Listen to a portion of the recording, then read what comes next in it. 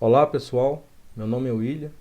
Eu vou apresentar para vocês o meu trabalho de mestrado orientado pelo professor Anderson Rodrigues dos Santos, do programa de pós-graduação em Ciências da Computação da Universidade Federal de Uberlândia. E o título do trabalho é este: GenPy, um software autônomo para predição ab initio de redes de interação entre proteínas bacterianas. Aqui nós temos o percurso da apresentação, que é composta por uma introdução, os principais fundamentos teóricos, a proposta do trabalho, experimentos e análise dos principais resultados e uma conclusão. Então vou começar falando sobre o meu problema de pesquisa, que está diretamente relacionado com as interações entre proteínas. É conhecido cientificamente que as proteínas interagem umas com as outras para desempenhar funções biológicas específicas. Segundo Young, nos organismos bacterianos existem interações proteicas responsáveis por colonizar e infectar o hospedeiro, pois essas interações de proteínas, elas atuam como ponte de comunicação celular entre o vírus e o ser humano, desempenhando um papel vital no processo infeccioso. Se a gente conseguir identificar corretamente as proteínas interagentes de uma célula bacteriana, nós podemos contribuir em pesquisas de grande importância, como a busca por alvos vacinais, por exemplo. O que seriam esses alvos vacinais? São proteínas da bactéria que podem ser úteis na confecção de drogas e vacinas.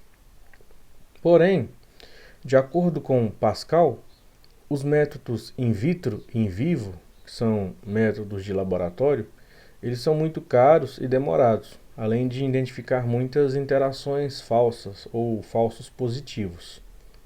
E uma alternativa viável são os métodos in silico, ou seja, por simulação computacional. E esse é exatamente o meu problema de pesquisa: prever computacionalmente as proteínas interagentes de organismos bacterianos. Nós podemos representar as interações proteicas de uma célula bacteriana através de uma rede complexa, onde os nós dessa rede representam as proteínas e as arestas indicam quais proteínas interagem entre si. Essa rede recebe o nome de rede de PPI. PPI é uma sigla que vem do inglês e significa interação proteína-proteína. Inclusive é um termo que eu vou usar bastante durante essa apresentação. PPI significa interação proteína-proteína. Quais foram os fatores que motivaram o desenvolvimento desse trabalho? Um dos fatores foi uma deficiência identificada no estado da arte, que é a indisponibilidade de ferramentas computacionais para prever PPIs sem negligenciar proteínas inéditas. As principais alternativas disponíveis atualmente são os bancos de dados públicos de interações proteicas e os modelos de aprendizado de máquina. Essas alternativas, elas têm uma característica em comum. Elas utilizam interações de proteínas conhecidas para inferir novas interações. Isso gera uma limitação, que é a incapacidade de prever interações para proteínas desconhecidas. E, de acordo com Lapierre, no mínimo 10% das proteínas de cada novo genoma são inéditas, ou seja, elas não existem em nenhum outro genoma conhecido. Então, considerando um exemplo de um novo genoma com 4.000 proteínas, haveria no mínimo 400 proteínas negligenciadas ou 79.800 possíveis pares de proteínas ignorados, utilizando as alternativas que estão disponíveis atualmente. Então, trabalhar nesse problema e tentar suprir essa deficiência foi um dos fatores que motivou o desenvolvimento desse trabalho. O nosso objetivo geral é contribuir no campo da biologia computacional, fornecendo um novo software de bioinformática para predição ab initio de redes de interação entre proteínas bacterianas. O termo ab initio eu vou falar melhor sobre ele na fundamentação teórica. Para atingir o objetivo geral, nós definimos alguns objetivos específicos. Por exemplo, analisar genomas de organismos importantes para a medicina e economia nacional, validar biologicamente as predições feitas pelo programa proposto e comparar redes de interação geradas pelo software desenvolvido com uma rede da principal ferramenta do estado da arte, que é o String. É um banco de dados público que oferece informações sobre interações de proteínas. Agora eu vou apresentar os principais fundamentos teóricos que contribuíram no desenvolvimento da proposta. A predição computacional de PPIs, dita ab initio, é um método que prevê interações de proteínas a partir de genomas, ou seja, é um processo algorítmico que vai analisar vários genomas em conjunto em busca de evidências biológicas que indicam interações de proteínas. E constatadas essas evidências, o método faz inferências de PPI. Eu listei aqui algumas vantagens desse método. A primeira é que ele não negligencia as proteínas inéditas, que são aqueles 10% dos genes de novos genomas. E o motivo é que a predição ela é feita a partir dos próprios genomas de interesse. Assim, nenhuma proteína do genoma é negligenciada no processo. E outra vantagem é que atualmente existe uma grande quantidade de genomas disponíveis que podem ser utilizadas nesse método. Nós podemos encontrar esses genomas em bancos de dados públicos, como o site do NCBI, que é o Centro Nacional de Informações sobre Biotecnologia. E uma desvantagem é o alto custo computacional desse método, porque ele depende de explorar bases de dados enormes para embasar suas predições. E isso se torna muito caro computacionalmente, né? Para contornar esse problema, nós desenvolvemos uma heurística que viabilizou a implementação desse método. Então, quais são as evidências biológicas de PPI encontradas nos genomas que podem ser utilizadas para inferir computacionalmente interações de proteínas? De acordo com Hirose, durante a evolução das espécies ocorrem eventos evolutivos que indicam interações de proteínas. Por exemplo, eventos de vizinhança gênica conservada, fusão gênica e perfil filogenético conservado. Esses eventos evolutivos, eles alteram a estrutura dos genomas, deixando evidências de PPIs que podem ser detectadas computacionalmente ao analisar vários genomas em conjunto. E é exatamente isso que o software proposto faz. Ele analisa vários genomas em conjunto, buscando por evidências de interações proteicas para inferir PPIs. Como são essas evidências, eu vou explicar na sequência. Vizinhança gênica conservada é um tipo de evento evolutivo evidenciado por uma unidade comum em genomas bacterianos. Essa unidade é o óperon. O que são óperons? São genes que ocorrem repetidamente próximos uns dos outros em genomas, sendo que a ordem desses genes é conservada. Para ilustrar essa ideia, eu fiz essa imagem, onde nós temos 3 genomas e uma pequena fatia dos genes desses genomas. Eu contornei de vermelho os genes A e B, porque eles representam proteínas que formam um óperon. Por quê? Porque essas proteínas elas ocorreram repetidamente, próximas uma da outra, nos 3 genomas. E isso é uma evidência de que existe uma interação entre as proteínas A e B. Constatada essa evidência, o método de vizinhança gênica conservada vai inferir uma aresta de PPI entre as proteínas A e B, representando uma interação proteica entre essas duas proteínas.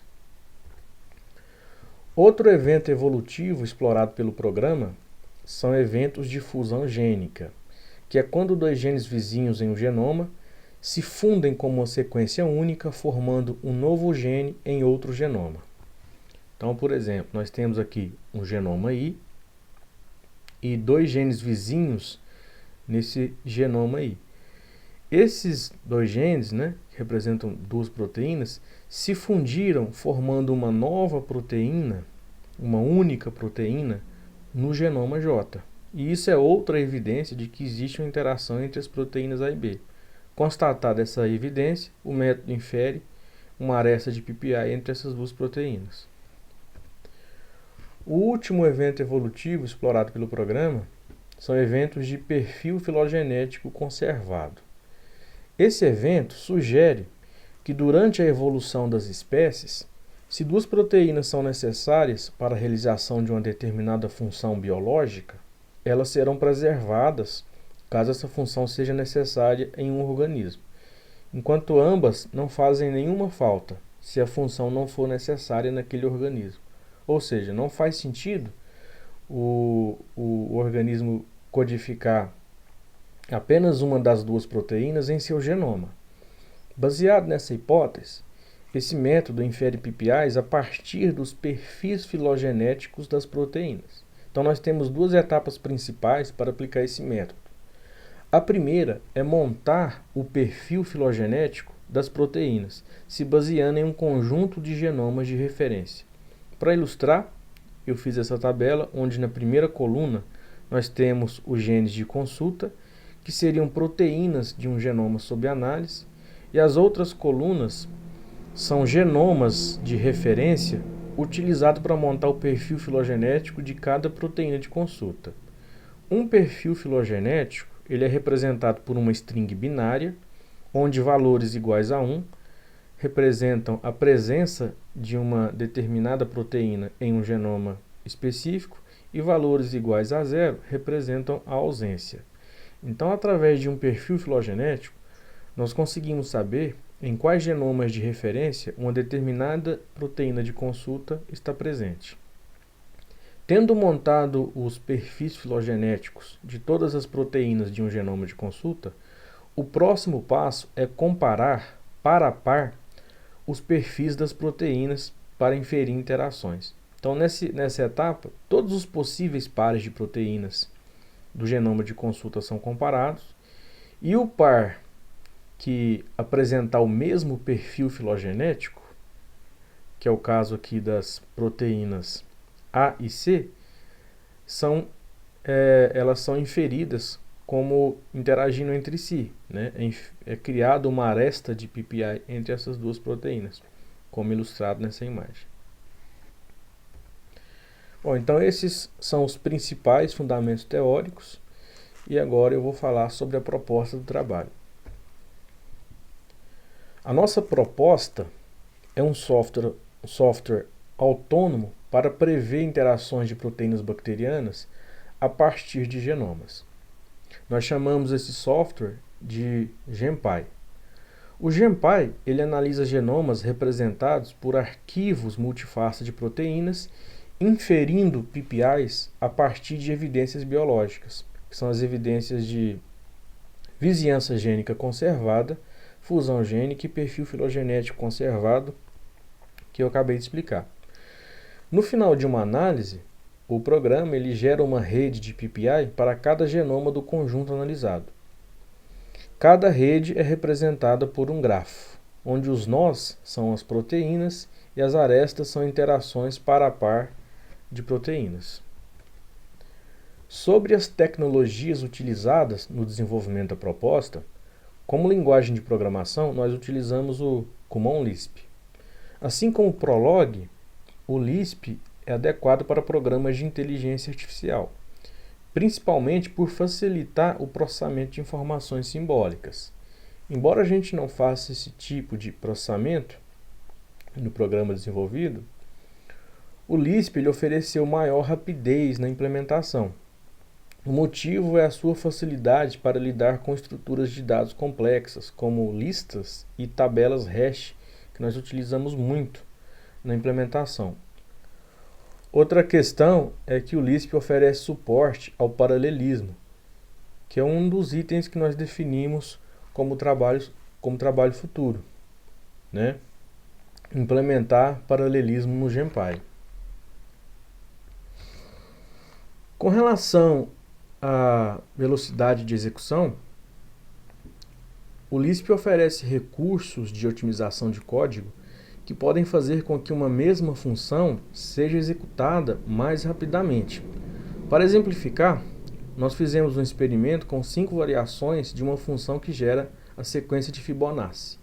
Então, nessa tabela, nós temos as 5 variações que chamamos de Fib1 até Fib5. Na segunda coluna, nós temos as implementações que se diferem apenas na quantidade de recursos de otimização empregados.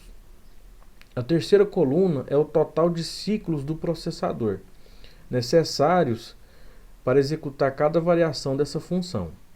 E a última coluna é o percentual de queda na quantidade de ciclos em relação a Fib1. Por que em relação a Fib1?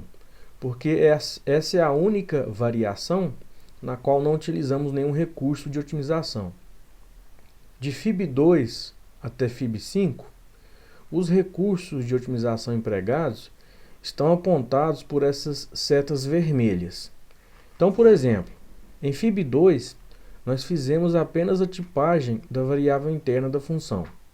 O resultado foi uma queda de 18,66% na quantidade de ciclos em relação a Fib1. Em Fib3, foi feita a tipagem dos parâmetros da função e tivemos uma queda de 30,98%. Em Fib4, nós aplicamos os 2 recursos anteriores simultaneamente e a queda na quantidade de ciclos foi de 37,86%. E por último, em Fib5, incluímos na primeira linha dessa função uma cláusula decline, que é responsável por otimizar o tempo de execução. Como resultado, houve uma queda de 59,33% na quantidade de ciclos em relação a Fib1. Ou seja, quanto mais recursos de otimização de código forem empregados, maior foi a queda na quantidade de ciclos de máquina. E isso, além de resultar em uma maior velocidade de execução, o consumo de memória também é menor. Pois quando a gente faz a tipagem de variáveis, o Lisp ele não utiliza mais uma área de memória genérica, né? E então essas vantagens do Lisp, apresentadas neste slide e também no anterior, influenciaram a nossa escolha por essa linguagem para implementar a proposta de trabalho. Quais são os dados de entrada do programa? São arquivos multifasta de proteínas, que é um relatório exportado a partir da fita de DNA que contém a sequência de proteínas dos organismos estudados. Então, para exemplificar, eu trago aqui uma proteína em um arquivo multifasta. Na primeira linha é o cabeçalho dessa proteína, ou um ID, que diferencia essa proteína das demais do arquivo. E as próximas 5 linhas é a sequência de aminoácidos dessa proteína. Cada letra dessa representando um aminoácido. Aqui no caso nós temos apenas uma proteína, mas um arquivo multifasta ele contém todas as proteínas de um determinado organismo. Dependendo do organismo pode passar aí de 4.000 proteínas. O fluxograma do GenPy apresenta 3 etapas principais.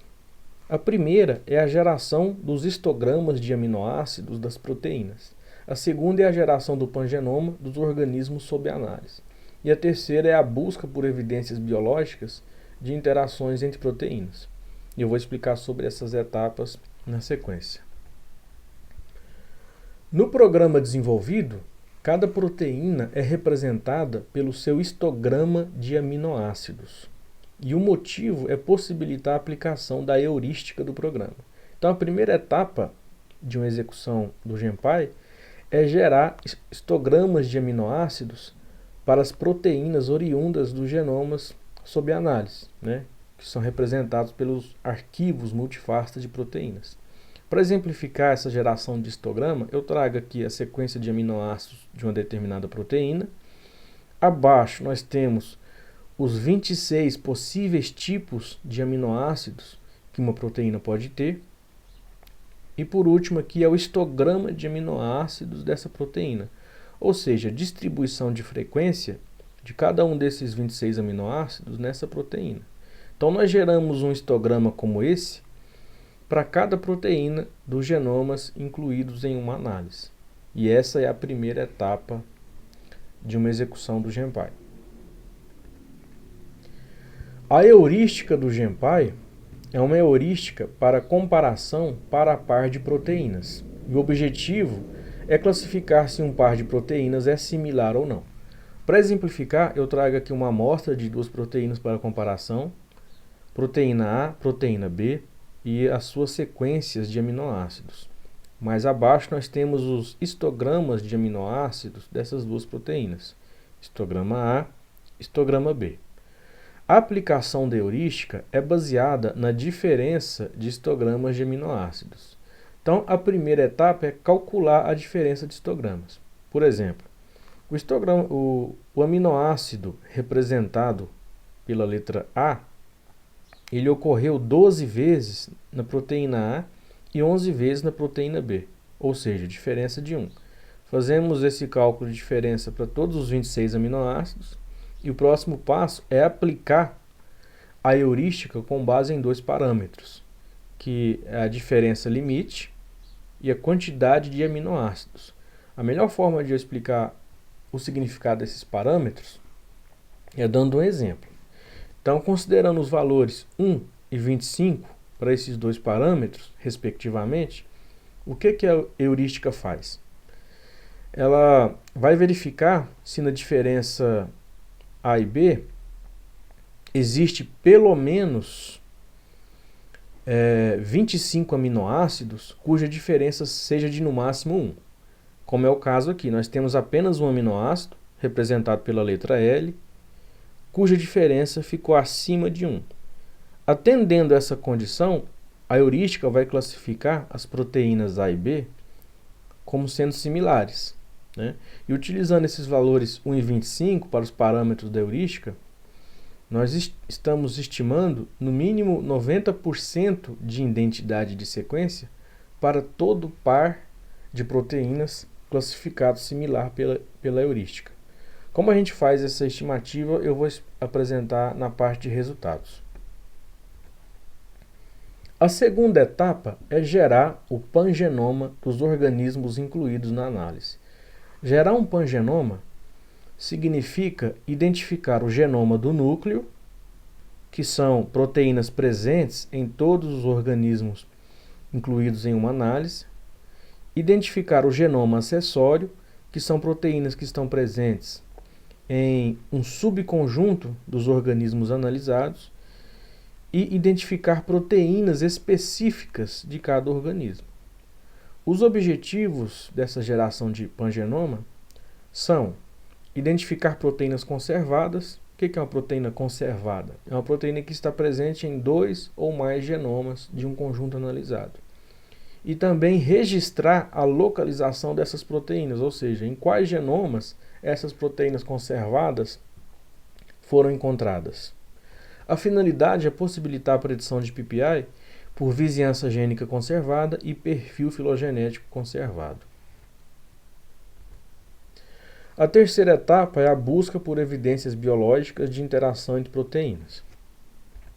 A primeira é vizinhança gênica conservada, que infere PPIs a partir de identificação de óperons, que, como eu falei na fundamentação teórica, são genes que ocorrem repetidamente próximos uns dos outros em 2 ou mais genomas. Para identificar esses óperons, nós usamos como referência as proteínas conservadas identificadas na geração do pangenoma. E aí nós implementamos 2 métodos, a expansão fixa e dinâmica, que eu vou explicar nos próximos slides. Para explicar como funciona a inferência de PPI por vizinhança gênica conservada através dos métodos de expansão fixa e dinâmica, eu fiz essa ilustração que representa uma pequena fatia dos genes de 5 genomas, genoma A, B, C, D e E. E aqui no genoma A nós temos a proteína A que é uma proteína conservada. Por que ela é uma proteína conservada? Porque existem outras 3 similares a ela em outros genomas, que eu chamei de similar 1, 2 e 3.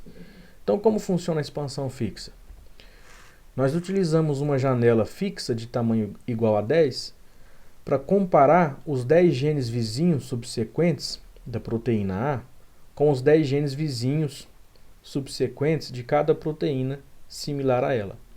E aí eu utilizo uma lista que eu chamo de conservação gênica para ir contando em quantos genomas cada um desses genes vizinhos da proteína A se mantiveram conservados junto com ela. Então, na primeira comparação, nós comparamos a vizinhança gênica da proteína A com a vizinhança gênica de sua similar 1. E aí, caso houver uma conservação gênica, como é o caso desses pares de proteínas que eu contornei de vermelho, o algoritmo vai lá na lista de conservação gênica e incrementa os valores, para ir contando, em quantos genomas essas proteínas vizinhas da proteína A se mantiveram conservadas junto com ela. Faz a mesma coisa para similar 2 e 3. Finalizadas as comparações, o algoritmo ele conta com a lista conservação gênica final, que será utilizada para inferir PPIs entre essas proteínas aqui do genoma A. Então, depois das comparações realizadas, o algoritmo ele testa 4 configurações para inferir PPIs. A primeira configuração é se existe pelo menos 4 proteínas conservadas na janela de 10. Como ele verifica isso? Ele vai na lista de conservação gênica e conta a quantidade de proteínas com valores maiores que 1. Aqui nós temos apenas 3, que eu destaquei de vermelho, então não atingiu a primeira configuração. Sendo assim, o algoritmo vai testar a segunda configuração. Existe pelo menos 3 proteínas conservadas em uma janela de 7? No caso aqui, sim. 3 valores maiores que 1. E aí o algoritmo ele vai concluir que um óperon foi identificado, se essa configuração é satisfeita. Nesse caso, o algoritmo ele vai inferir PPIs para todo possível par de proteínas desse óperon identificado, desde a da proteína A até a última proteína da janela. Caso essa segunda configuração não tivesse sido satisfeita, o algoritmo ainda testaria outras 2, que são 3 genes conservados em uma janela de 5 e 1 gene conservado em uma janela de 3. Então repara que ele vai diminuindo o tamanho da janela e também a quantidade de genes requeridos, genes conservados, requeridos para concluir que um óperon foi identificado. E quando uma dessas 4 configurações é satisfeita, o algoritmo conclui que um óperon foi identificado e faz inferências de PPI para todos os possíveis pares de proteínas desse óperon. Então assim funciona a expansão fixa. A expansão dinâmica ela é uma verificação progressiva que expande a janela de 3 em 3 enquanto se identifica proteínas conservadas. Então, inicialmente, o algoritmo de expansão dinâmica ele vai comparar os 3 genes subsequentes, vizinhos subsequentes da proteína A, com os 3 genes vizinhos subsequentes da sua proteína similar 1. Nessa comparação, caso uma conservação gênica seja constatada, como é o caso desse par de proteínas que eu contornei de vermelho, a expansão dinâmica continua expandindo a janela para mais 3 genes subsequentes. E assim a expansão dinâmica vai expandindo de 3 em 3 enquanto se identifica proteínas conservadas. E a expansão é interrompida apenas quando 3 genes subsequentes são verificados sem constatar nenhuma nova conservação gênica, como é o caso que eu ilustrei aqui. Nesses últimos 3 genes não houve uma nova conservação gênica e aí a expansão dinâmica é interrompida. e esse é o critério de parada. Faz a mesma coisa para similar 2 e 3. Finalizadas as comparações, o algoritmo vai verificar se a janela de expansão dinâmica final ficou maior que 3. Se sim, quer dizer que um óperon foi identificado. Então o algoritmo ele vai inferir interações de proteínas para todos os possíveis pares de proteínas desse óperon. Bom, pessoal, então assim funciona os métodos de expansão fixa e dinâmica para inferir PPIs por vizinhança gênica conservada. Aqui nós temos um fluxograma do algoritmo que foi implementado para inferir PPIs por fusão gênica. Então, explicando sem muitos detalhes, esse algoritmo ele recebe como entrada uma tabela hash contendo todos os genomas incluídos em uma análise, e o primeiro passo é realizar a fusão de um par de proteínas vizinhas imediatas na sequência gênica de um genoma I. Então, para ilustrar, nós temos aqui um genoma I e duas proteínas vizinhas imediatas nesse genoma I.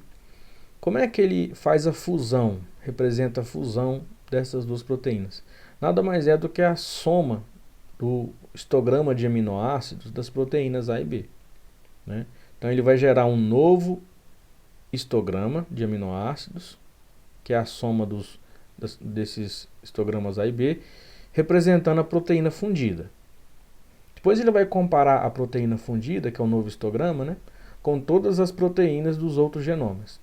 Nessa comparação, caso ele verifique que a proteína fundida é similar com alguma outra proteína de um genoma J, o algoritmo ele conclui ter identificado um evento de fusão gênica. E então, uma aresta de PPI é criada entre as proteínas A e B. Depois de comparar a proteína fundida com todas as outras proteínas dos outros genomas, o algoritmo vai verificar se há mais possíveis pares no genoma I. Se houver, ele volta lá no genoma I, forma outro par de proteínas vizinhas e faz a mesma coisa. Faz isso para todos os genomas de uma análise e finaliza retornando uma tabela hash contendo todas as PPIs preditas para cada genoma incluído na análise. E esse é o fluxograma do algoritmo que foi implementado para inferir PPIs pelo método de perfil filogenético conservado. Então ele recebe como entrada também uma tabela hash contendo todos os genomas da análise, e o primeiro passo é gerar o perfil filogenético de cada proteína de um genoma I.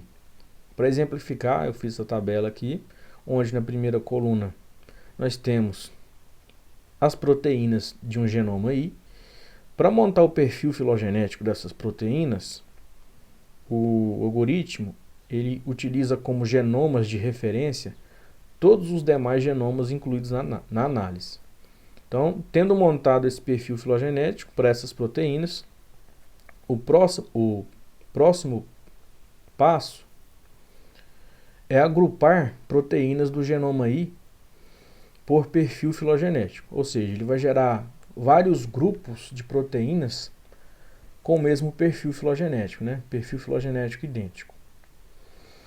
E depois ele cria arestas de PPI para todo par de proteínas dos grupos formados.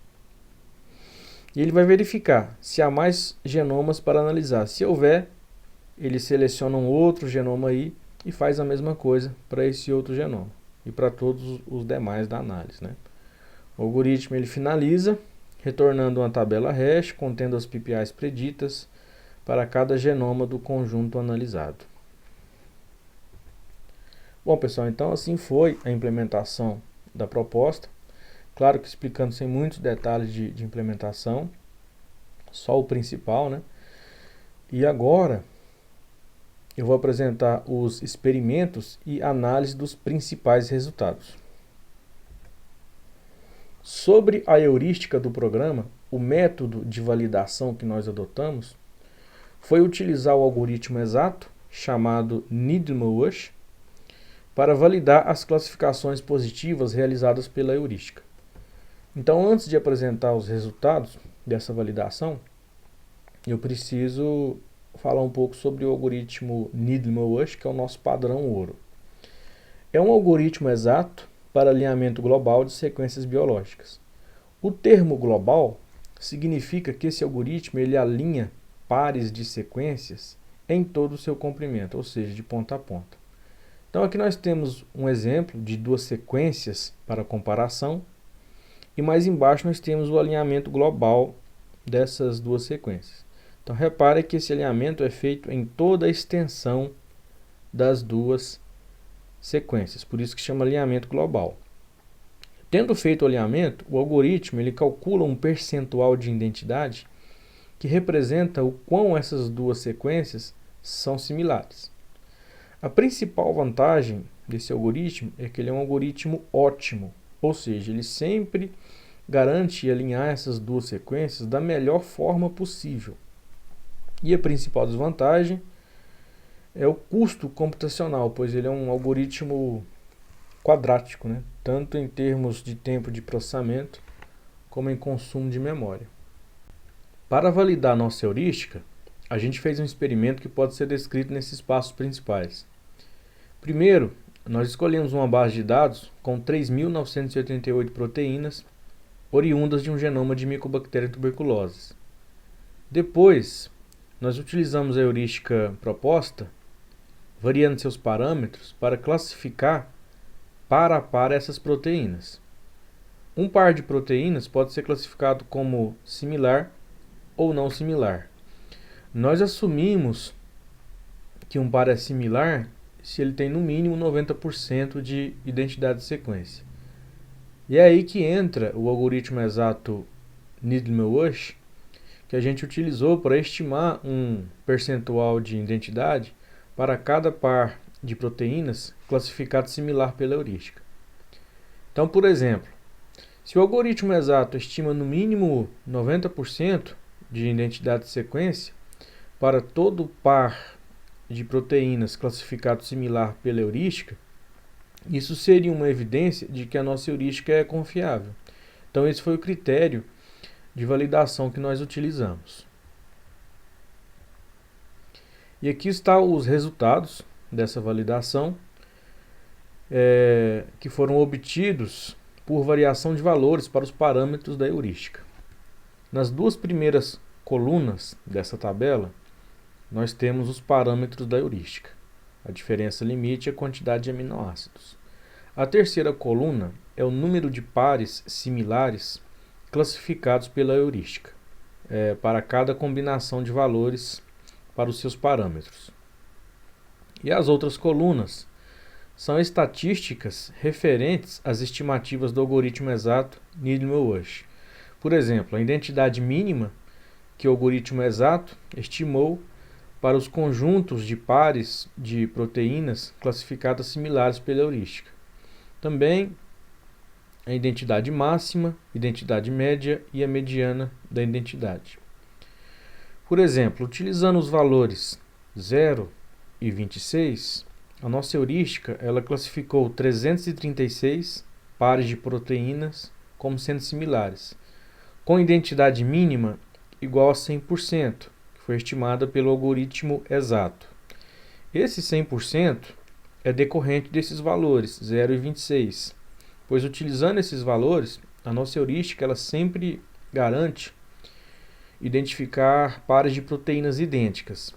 Mas conforme a gente vai relaxando esses valores, por exemplo, 0 e 26, 25, 24, 23, 22, 21, a identidade mínima estimada pelo algoritmo exato para esses pares de proteínas, classificados como similares, vai diminuindo. Em contrapartida, o número de pares similares vai aumentando. Então, nessa tabela, a gente está fornecendo combinações de valores para os parâmetros da nossa heurística que garantem um percentual de identidade mínima acima de 90% para todo par de proteínas classificado similar pela heurística. E essa garantia é dada pelo algoritmo exato Needleman-Wunsch, né, que nós utilizamos para estimar esse percentual. Sobre as redes de PPI preditas pelo software desenvolvido, o método de avaliação adotado foi comparar estatisticamente espécies de bactérias evolutivamente correlacionadas com base em dados que sustentam as predições do programa. Esses dados são, por exemplo, sobre o perfil filogenético das proteínas conservadas e sobre o pangenoma de espécies analisadas, que são dados gerados pelo programa para inferir interações de proteínas. A expectativa dessa comparação é que genomas de espécies conhecidas na literatura como evolutivamente próximas apresentem medidas estatísticas muito similares, e vice-versa, o que possibilitaria a distinção de espécies e gêneros bacterianos analisados. Se essa distinção é possível, nós teríamos uma evidência de que os dados gerados pelo programa para inferir interações de proteínas são biologicamente corretos, pois, nesse caso, esses dados estariam refletindo o conhecimento literário das espécies analisadas. Então, esse foi o critério que nós utilizamos para verificar os níveis de correção e confiabilidade biológica de redes de interação proteína-proteína geradas pelo software proposto. Para verificar a veracidade biológica desses dados gerados pelo programa, foram feitos 3 estudos de caso, com gêneros bacterianos distintos, que são os gêneros Dietsia, Corynebacterium e Aeromonas. Porém, para a apresentação não ficar muito longa, eu vou apresentar apenas o estudo de caso feito com o gênero Corynebacterium, que é o mais conhecido dentre esses 3. Então, o estudo de caso 2 é sobre o gênero bacteriano Corynebacterium. Dentre as espécies desse gênero, a mais conhecida é a Corynebacterium difteria, que causa a doença difteria em humanos. Outra bastante conhecida é a Corynebacterium pseudotuberculosis, que causa uma doença denominada linfadenite caseosa, que acomete cabras e ovelhas. De acordo com Guaraldi, essas duas espécies possuem grande semelhança, tanto no modo de infecção quanto em seus conteúdos gênicos. E esse foi o motivo pelo qual nós escolhemos essas duas espécies para fazer um estudo de caso. Nesse estudo de caso, nós utilizamos uma base de dados com 50 genomas, dentre os quais 7 são da espécie difteria, 16 são de pseudotuberculose e 27 são de outras espécies de Corynebacterium. Aqui nós temos um gráfico box plot sobre o perfil filogenético das proteínas conservadas, ou seja, proteínas que foram encontradas em 2 ou mais genomas do conjunto analisado.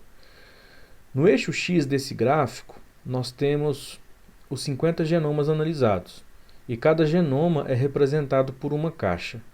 A largura dessas caixas reflete a quantidade de proteínas conservadas que foram encontradas nesses genomas. Então, quanto mais larga é uma caixa, maior é o número de proteínas conservadas. E uma mediana indica o número de genomas que possuem as proteínas conservadas de um genoma específico. Observando apenas essa mediana, nós podemos separar as espécies de difteria das de pseudotuberculose. As espécies de difteria ficaram com mediana aproximadamente igual a 4, que são as caixas de cor verde. E as espécies de pseudotuberculose ficaram com mediana acima de 8, que são as caixas de cor laranja e amarelo. Além de possibilitar a separação dessas duas espécies, esse gráfico possibilitou também separar subespécies de pseudotuberculoses, que são as do biovar ovis e equi. As subespécies do biovar ovis estão com mediana aproximadamente igual a 9, que são as caixas de cor laranja. E as do biovar equi estão com mediana acima de 10, que são as caixas de cor amarelo. Outro detalhe é que as subespécies do Biovarec ficaram com caixas menos largas que as do Biovar ovis. Então essas duas subespécies de pseudotuberculose, elas facilmente se distinguem nessa análise. E isso é uma evidência de que os dados gerados pelo programa para inferir interações de proteínas são biologicamente corretos, pois eles estão refletindo o conhecimento literário das espécies e subespécies analisadas nesse gráfico. Aqui nós temos um gráfico de calor que representa a quantidade representa a similaridade das espécies analisadas com base em seu pangenoma. Então, cada linha desse gráfico representa um genoma, cada coluna é uma amostra de um genoma para comparação. E as cores refletem o grau de similaridade entre os genomas comparados. Então, o vermelho está representando genomas com pouca similaridade, o branco representa genomas idênticos e o amarelo indica genomas com valor de similaridade intermediário. E esse dendrograma, ele é um agrupamento hierárquico de genomas mais similares entre si. Nesse gráfico também foi possível separar as espécies de difteria das espécies de pseudotuberculose. As espécies de difteria formaram esse quadrado amarelo de menor tamanho, eu contornei de verde. E as espécies de pseudotuberculose formaram esse quadrado amarelo de maior tamanho, que eu contornei de azul. Além de separar essas duas espécies, esse gráfico também possibilitou separar as subespécies de pseudotuberculose. Como nós podemos ver aqui no dendrograma, a ramificação inicial à direita ela se divide aqui em dois grupos, que são exatamente os grupos de genomas do Biovar ovis e Eck. Mas o que eu quero mais chamar a atenção de vocês nesse gráfico são dois pontos que a gente achou mais interessantes. O primeiro é sobre um genoma da espécie Corynebacterium roxo, que apresentou um grau de similaridade considerável com os genomas de difteria.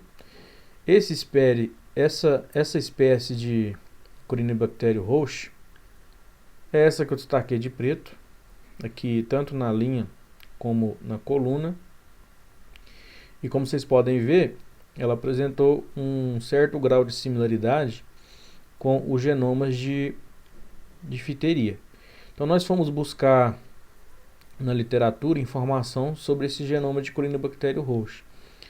Então nós encontramos um artigo recente, de 2020, que fala que esse genoma foi definido como um novo membro da espécie de Corynebacterium difteria. Então nós achamos interessante porque os dados do programa estão de acordo com o conhecimento literário dessa espécie. Outro ponto é sobre um genoma da espécie Corynebacterium ulcerans, que apresentou similaridade com os genomas de Corynebacterium pseudotuberculose. Esse genoma é o que eu destaquei de roxo, tanto que na linha como na coluna, e ele apresentou uma certa similaridade com os genomas de pseudotuberculose. Então, novamente, nós fomos na literatura buscar informação, encontramos um artigo de 2019 que fala que essas duas espécies, Corynebacterium ulcerans e Corynebacterium pseudotuberculose, são evolutivamente relacionadas. Então, tanto a análise desse gráfico quanto a do anterior mostrou que os dados gerados pelo programa estão de acordo com o conhecimento literário das espécies e subespécies analisadas neste estudo de caso. Isso é uma evidência de que esses dados que sustentam as predições do GenPy são biologicamente corretos.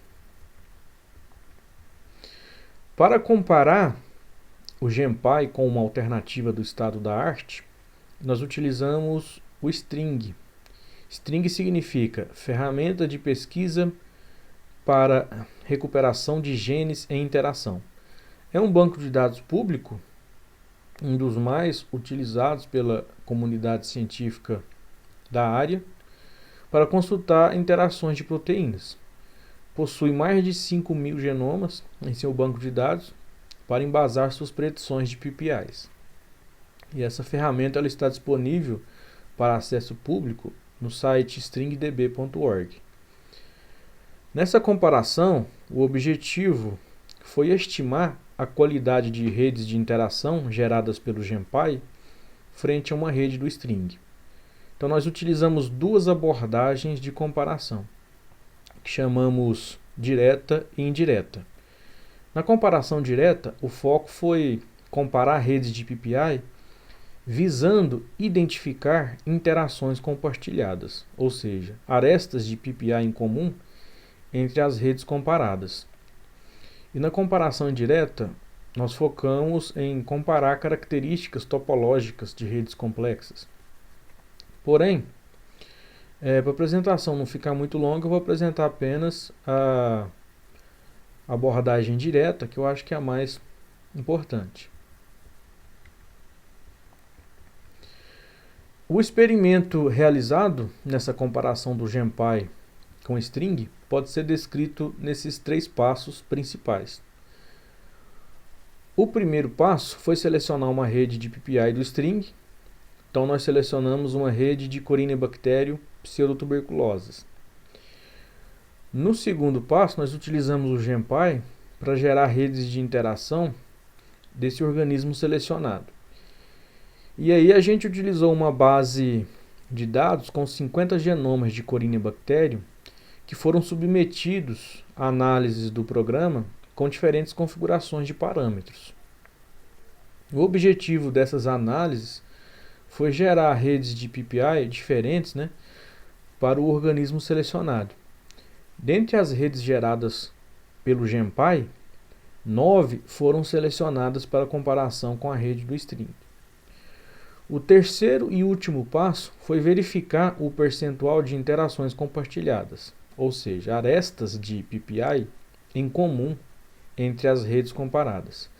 Para fazer essa verificação, nós inserimos as arestas de PPI de cada rede em tabelas distintas de um banco de dados e depois a gente gerou a intersecção par a par dessas tabelas por meio de uma consulta SQL. Como resultado, nós temos um gráfico de calor sobre o perfil, sobre o percentual de interações em comum entre as redes comparadas. Então, cada linha desse gráfico se refere a uma rede de interação e cada coluna é uma amostra de uma rede para consulta. As redes que nós geramos são identificadas pelos prefixos F e D. F significando que a rede foi gerada com expansão fixa e D com expansão dinâmica. Nessa comparação, a gente está consultando quantas arestas de PPI das redes listadas nas colunas encontram-se em redes referenciadas nas linhas.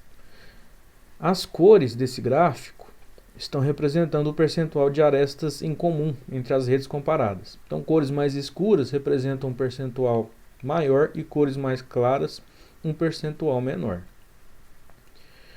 O melhor resultado do GenPy previu 46% das interações preditas pelo string. Esse resultado é referente às redes dos IDs F1 e D1 que eu destaquei de vermelho nesse gráfico. E o melhor resultado do string previu 14% das interações preditas pelo GenPy, que foi o resultado da comparação com as redes dos IDs F2 e D2 destacadas em azul. Um fator que deve ser levado em conta nesse resultado é a base de dados utilizada para embasar as predições. Nesse experimento, o GenPy utilizou uma base com 50 genomas de Corynebacterium, enquanto que o string ele conta com mais de 5.000 genomas em seu banco de dados, para embasar suas predições. Então, considerando que nós utilizamos menos de 1% do número de genomas do string, a gente conclui que prever quase a metade das interações preditas pelo string foi um resultado bastante satisfatório. Vou partir agora para a conclusão do trabalho. Então, como conclusão, nós acreditamos que o software desenvolvido é capaz de prever corretamente interações de proteínas bacterianas. E a justificativa é que os gráficos gerados a partir de dados que sustentam as predições do programa refletiram o conhecimento literário sobre as espécies e subespécies dos gêneros bacterianos analisados. Ou seja, se esses dados estão de acordo com o conhecimento literário dessas espécies e subespécies, isso é uma evidência de que as redes de interação proteína-proteína geradas pelo GenPy podem possuir algum significado biológico. Outra conclusão é que, em decorrência do método implementado, nós estamos suprindo uma deficiência identificada no estado da arte, ou seja, a indisponibilidade de ferramentas computacionais para prever PPIs sem negligenciar proteínas inéditas, que equivalem a pelo menos 10% dos genes de novos genomas. Sobre trabalhos futuros, eu listei 3 itens.